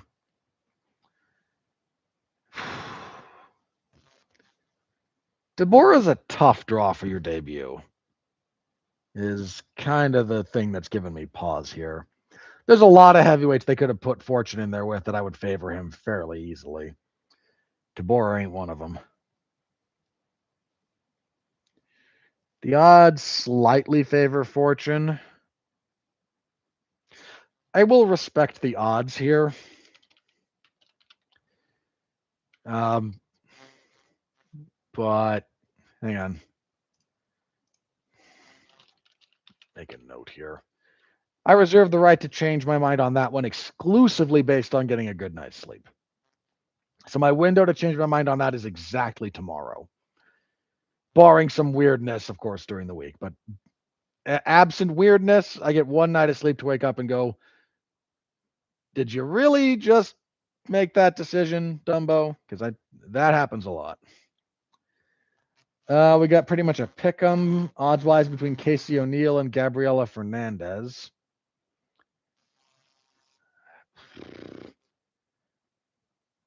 Make sure I know who Fernandez is. 11-3. Okay. Pretty sure I know who you are. She had a tough start to her UFC run. Lost to Jasmine Jasdovicius and Teresa Bleda. Got a split decision over Carly Judas. She was a little lucky to get that. But then she beat Wang. Her big claim to fame was beating Wang Tong. Most recently, she beat Yulia Stoliarenko. All right, Casey O'Neill, on the other hand, 10-2. A little bit up and down, 5-2 in the UFC. She just broke a 2-fight losing streak.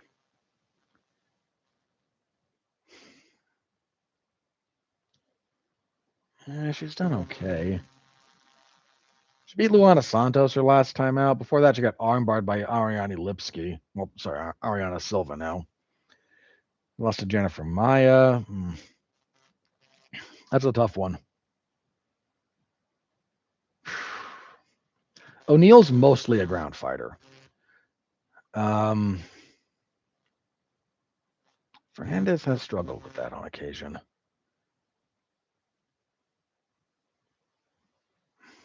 Yeah, but not that much. All right, let me go with Fernandez. That's an S, not a Z. I don't know. I'm just not a big believer in Casey O'Neill at this point. Light heavyweight next because the UFC hates us. Navajo Sterling and Bruno Lopez. This is a kind of gimme for Sterling, who they've still got big hopes for.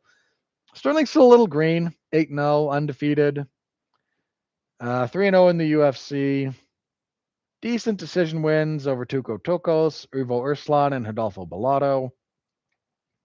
Nothing earth-shattering, but the dude is coming along. Bruno Lopez, 14-2. What? Yeah, 1-1 in the UFC. Beat Magomed Gadzhiesulov and then lost to Dustin Jacoby. They're bringing Sterling along slowly, but I don't object to that. So I'll go with Sterling there. Bantamweights, Ricky Simone and Adrian Yanez.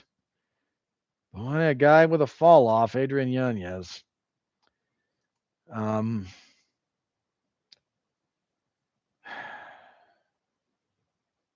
This might be his last stand.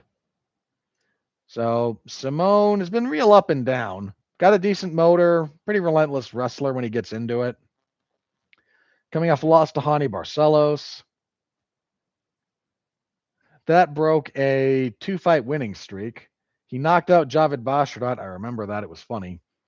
And then beat Cameron Smotherman.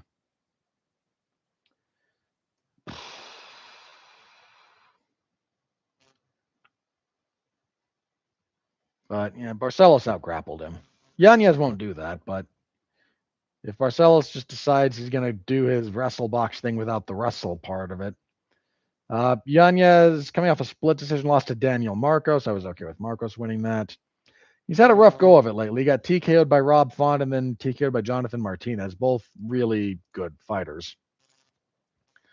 He beat Vinicius Salvador, but then again lost to Marcos. Oh, am I going to pick Yanez here as kind of a last? You know what? I will. Okay. Here's the deal. This might be the last time I pick Yanez. If he loses to Ricky Simone, I'm going to have a real hard time picking him again against anyone good. Not that Simone is, some scrub. He's not. But from where we all thought Adrian Yanez was going to get to where he is now is those 2 points did not line up.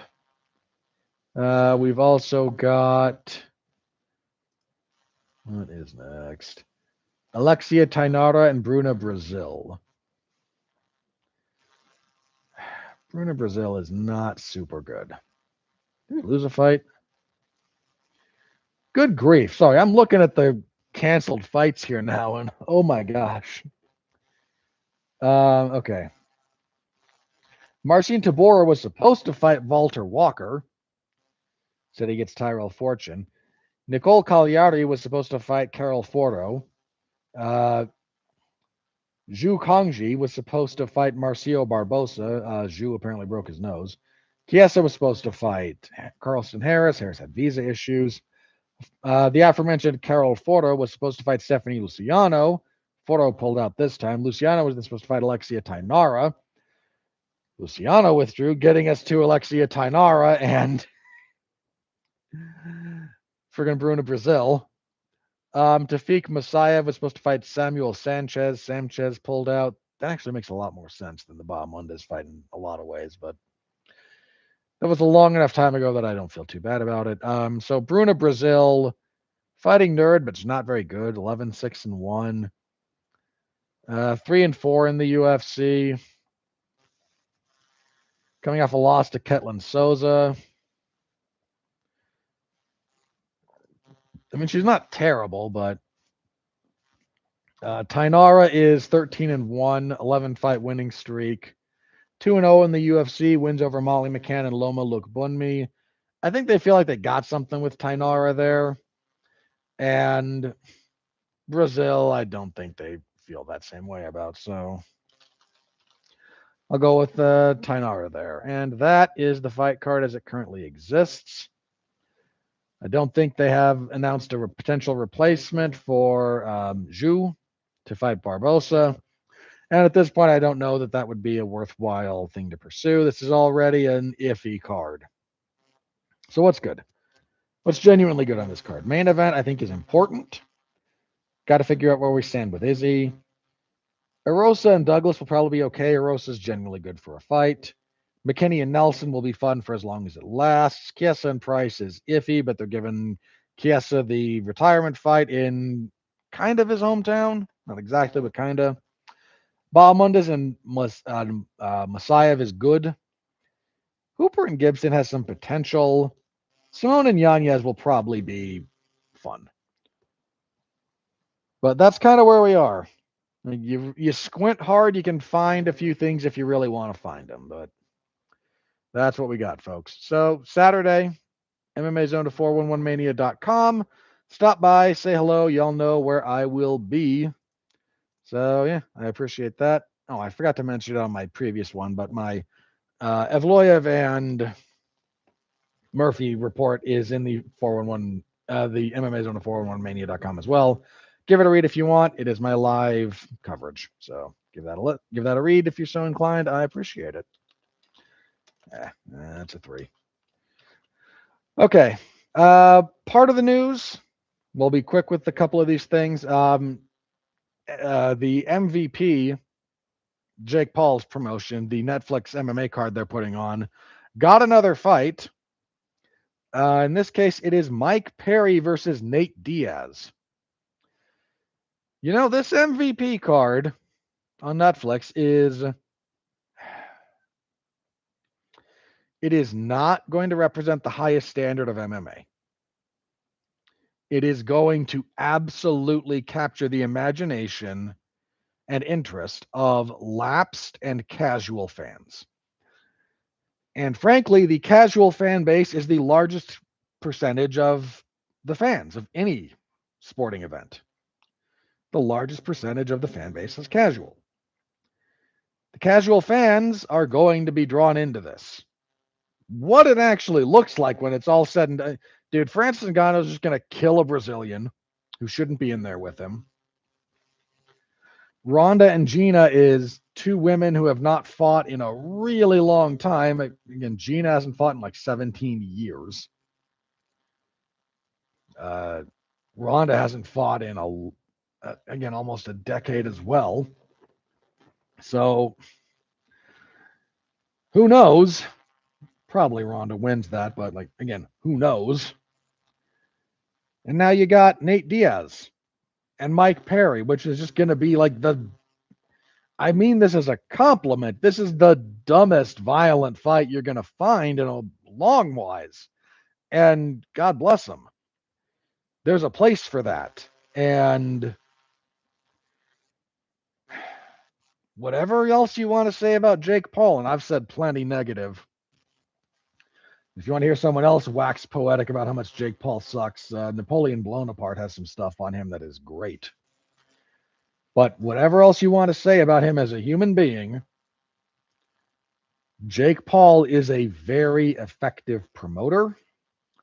He has been great for women's boxing. He's done more for that.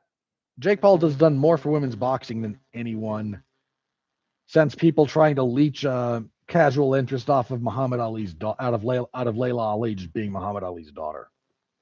I mean, she could certainly box, don't get me wrong, but the Ali connection was what kind of spun that up. And then when she retired, nobody cared. Jake Paul's done a pretty darn good job getting some life into women's boxing. He deserves credit for that, because if we're not honest here, then what are we? He's putting together a card that may not go anywhere in terms of, I've seen this kind of get brought up before. Like, Netflix is not entering the MMA space in anything approximating the same way that, the UFC is or anyone else. What Netflix is interested in is 3-4 events a year that draw attention. I don't know that there's enough oomph outside of the UFC to do that, but that's what they're after. And this is going to draw oomph. Everybody and their dog has a Netflix subscription, and you're appealing to the broadest possible segment of fans, casuals and lapsed. There's a lot more of them than there are people currently very excited about the about the UFC product. That's just the reality of it. So we're going to see, but stupid violent fight between Diaz and Perry, like, I'm not going to pretend I am better than this. I will watch that. There will be bloodshed, and I will have a good time in all probability. So once again, just not going to lie about it. All right. The last thing I wanted to touch on briefly. So there was it was a minor, I wouldn't say a kerfluffle, but a little dust up maybe about the upcoming UFC White House card, UFC Freedom 250. God, what a stupid name. Because it's happening on the White House lawn, and the White House lawn is federal land, which means that the relevant athletic commission, was it the DC? I think it's the Combat Sports Authority, might be their official title. I apologize, I don't remember it off the top of my head.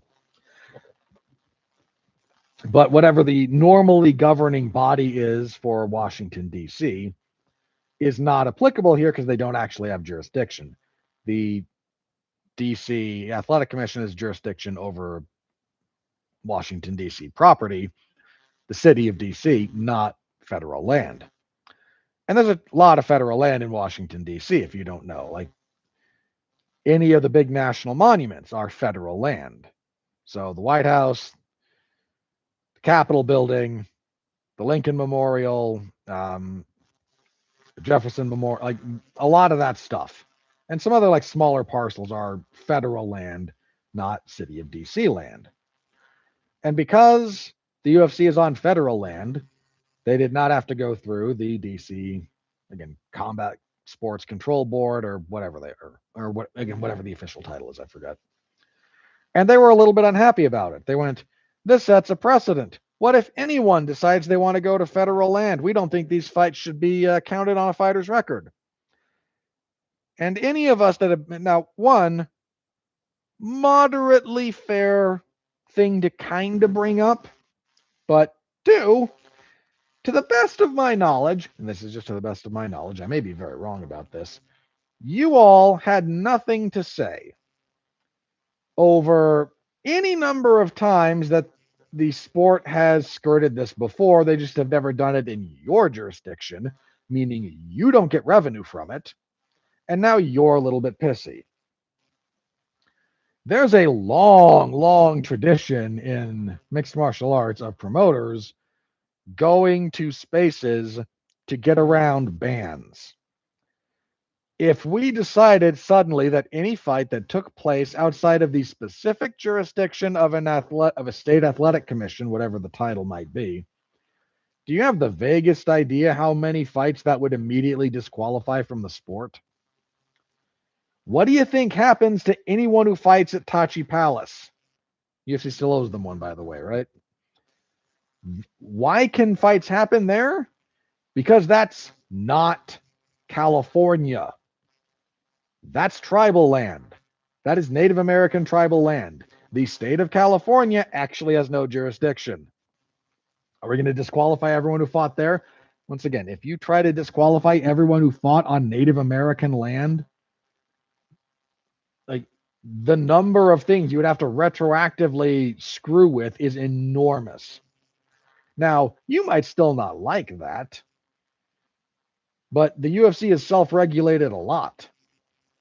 You may not like that. I may not like that, but I'm not going to sit here and pretend that this is new ground, that this is somehow an anomaly. This is a one-off. They've done this before. They do this a lot. There's a bunch of places they go somewhat regularly, mind you, that don't actually have athletic commissions, for want of a better expression. So the UFC just self-regulates. That's a thing they've done for a while. Are we going to disqualify everything they did in China? Kinda, because for a while that was one of them. Several places in the Middle East don't really have regulatory bodies. There's a few places in again, you can go down the list. The UFC is self-regulated more than once. We're going to pretend that's going to be disqualifying? Now, I get the general complaint that the DC Athletic Board here is listing. There's a lot of parcels of federal land in DC that some small promoter could set up shop in to get around having to mess with the DC Commission. That could be a bit of a headache for them. I understand their complaint. But if you weren't going to say anything, any of the innumerable times that this happened prior to this, you kind of just have to shut up and take it on the chin here. You want to figure out a way to deal with it? Figure out a way to deal with it. And I get that DC is a unique situation because DC is not actually a state. It's the District of Columbia. And there's a whole argument to be had about whether or not that should become a state at this point or whatnot. And I don't want to get into it because that's complicated and annoying. And I've heard compelling arguments for both sides of that, believe it or not. Anyway, whole other thing. But even if it did become a state, that doesn't actually fix the problem. There's still federal land. And federal land is, everyone's in theory. And a lot of it's managed, but go to a national park. You're a taxpayer. You're an American citizen. That's your land. And, it's regulated. Don't be a dick. But if I want to go to Yellowstone, I can. My taxes help manage that. So I can, kind of thing. So, but the UFC, when kind of this got brought up, hey, what are you doing about this? Who is in charge, by the way? Because, are you going to self-regulate? And they said, sort of, but the Association of Boxing Commissions. is kind of going to be the one in charge of this, and everyone basically face palmed for a lot of reasons. The Association of Boxing Commissions is not actually a commission, it's a group. It's a club. It houses representatives from the individual athletic commissions, and the Association of Boxing Commissions also covers like all combat sports, but it's not itself a commission. And then it kind of got brought up that they're also going to be sort of the de facto thing that sort of governs UBOs under the proposed revisions to the Muhammad Ali Act, which basically just is not a revival. Ugh. Marketing matters, people, because good marketing will carry you when your content is crap. And originally, the ABC came out and said they were willing to go along with that. And the way they kind of phrased it was, we can't stop this legislation from passing. And if we get on board, we'll have a seat at the table, gun to our heads. And we'd rather us be there than there be nothing. And it turns out they were maybe a little bit more enthusiastic about that. And now they're getting stuff like this. Largely what the Muhammad Ali stuff wants to do is sort of turn the ABC into a national commission without actually making it a commission or a national commission. It's giving lip service to that notion without actually empowering it to be a commission. This is what we're doing here. None of it's good. But there was a little bit of that, so we know who's going to be technically overseeing that will be the UFC, kind of self-regulating under the auspices of the ABC.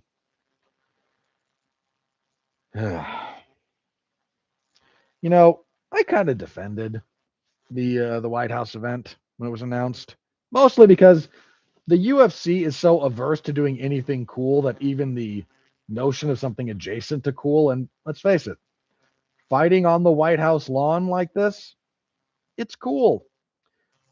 Doing it in front of, the UFC talked a little bit about this somewhat smartly. Like, they're charging a lot for tickets.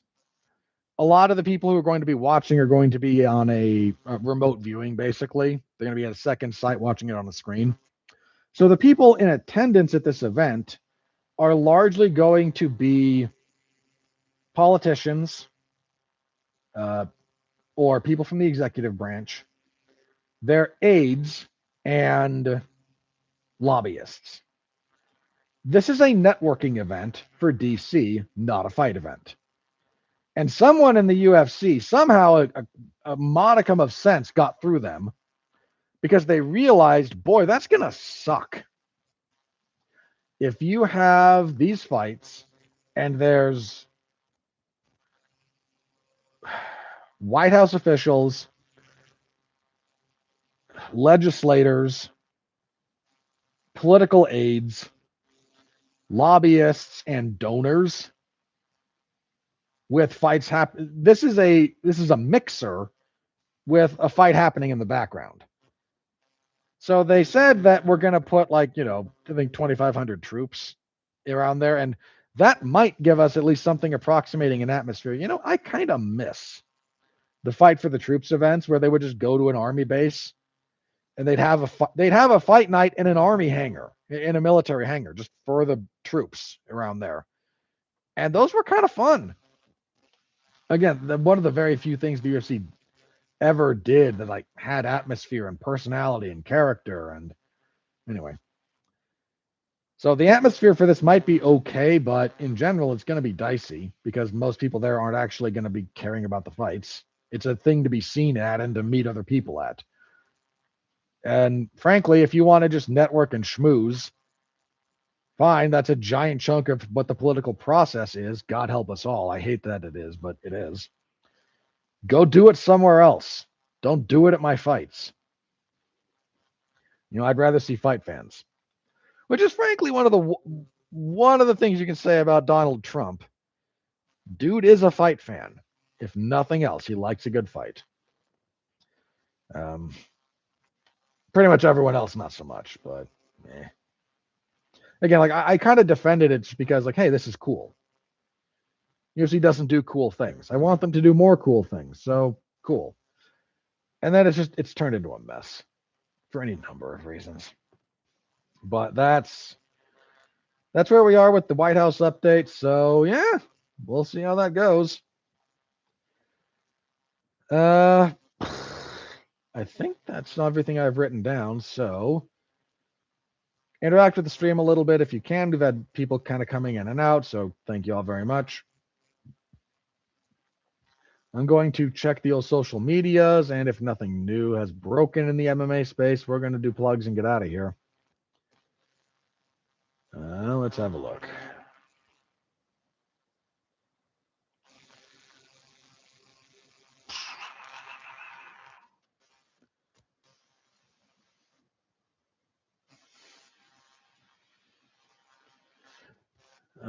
I forgot to mention this, but we did lose Chuck Norris a couple of days ago.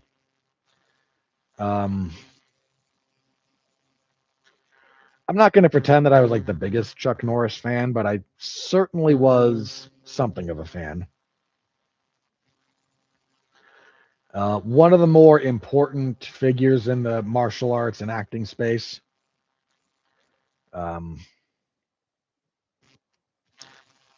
Pioneer of like appreciating and talking about appreciating competing art forms, especially at a time when that was still kind of a thing that people didn't like to do. He was always a big proponent of cross training and being open to learning new things. Very very legitimate kickboxing record for what kickboxing was at the time. Kind of sucks that he's gone. Really sucks that he's gone, and for some reason, like the martial arts acting gods took Chuck Norris, and we've still got Jean-Claude Van Damme, who's kind of a douchebag. For a long time was. I mean, I don't know what he's done recently. And Steven Seagal, who at this point is more fraud than legitimate. Yeah, that sucks. Yeah,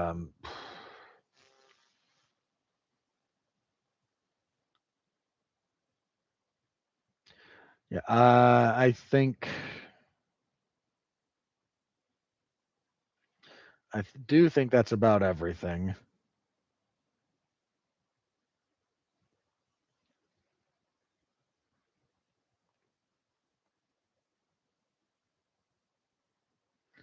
So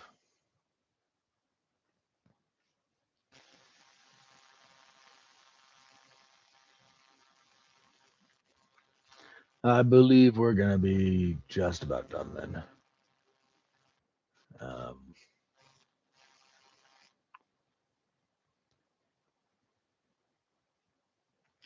Yeah, let's call that. All right. So thank you all very much for listening. I appreciate the heck out of you. We will be back. Plugs. Monday on Damn You Hollywood, Mark Radulich and myself, we will be talking Project Hail Mary, which it'll be nice to talk about a good movie, finally. We've had some dogs. Last week, I did a double shot of movie reviews. We reviewed The Bride, Maggie Gyllenhaal's directorial debut, basically, and God, that movie sucked. Then a couple of days later, Alexis Hana and I got together to review Undertone, which was a more interesting project. So listen to the reviews for those over on the W2M network. That's wherever you can catch things streaming. So YouTube, Twitch, Facebook, a few other places, I think. You can find me over there. That's where Damn You Hollywood is. We'll, again, be reviewing Project Hail Mary, which I am very much looking forward to. I think that's my only other podcast this week. I'm going to double check here. I don't think that one's me. Okay, you go away. You go away. Yeah, I think that's my only other podcast this week. So that, and then, of course, MMA and professional wrestling over at 411mania.com. WWE SmackDown on Fridays, UFC events on Saturdays. Over on SmackDown, where Randy Orton turned heel to thunderous applause. Then he maintained his heeldom, told the fans he's sick of them taking his memories. He doesn't want his memories of wrestling to be spending time with fans, but, accruing glory in the ring, and everyone cheered. Then he tried to cripple Matt Cardona, and people cheered. Randy Orton will not be booed unless they let him kick a puppy. And frankly, even then, it has to be a cute one. I mean, maybe you could get some heat if he dude, who's like a really over baby face? Not just a baby face, but like a really sympathetic baby face at this point. Okay, maybe if he kicked Rhea Ripley in the skull, that might do it. But they're not going to let him because network standards and practices don't like male and female violence. So they're just going to keep cheering the guy as he does more and more heinous things, and it's going to be the most ass backwards thing you've ever seen. Apart from John Cena's heel turn last year, which actually worked at getting heat for a couple of weeks, but then the closer we got to Mania, the more everyone was like, yay, Cena. Ugh. Don't know who thought doing the same thing again was a good idea, but, well, here we are. So that on Friday, and then Saturday, UFC from Seattle, Adesanya versus Pyfer. Should be a good time. And next week, we will be back here to review the Adesanya Pyfer card. And you need to move. Are we previewing Moicano? That's April 4th. So next week is yes, indeedy, we are. Because you're the 28th. We will preview UFC Fight Night 272 back in the warehouse, headlined by Renato Moicano and Chris Duncan. What else is on this card? Virna Jandiroba and Tabitha Ricci is your co-main event. That should pretty much say it all, shouldn't it? Abdul Rahman Yakyayev and Brendan Hiberio. Yakyayev they like. Hiberio is a can. Ethan Ewing and Rafael Estevam. That's not terrible. Tommy McMillan and dude, there are 1, 2, 3, 4, 5, 6, 7. There are 8 fighters on this card with Wikipedia pages. That's it. McMillan and Manolo Zucchini, Chuck Radke and Jose Enrique de Silva, Jose Enrique Souza.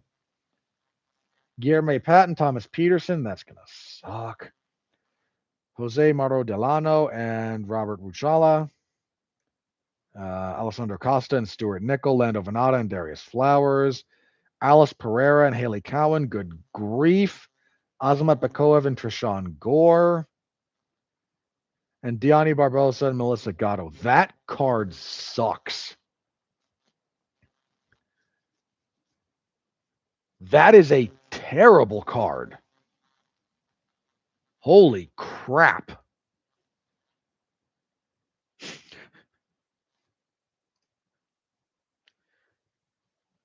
That's just awful. Oh my God. I'm going to waste 6.5 hours of my life on that crap.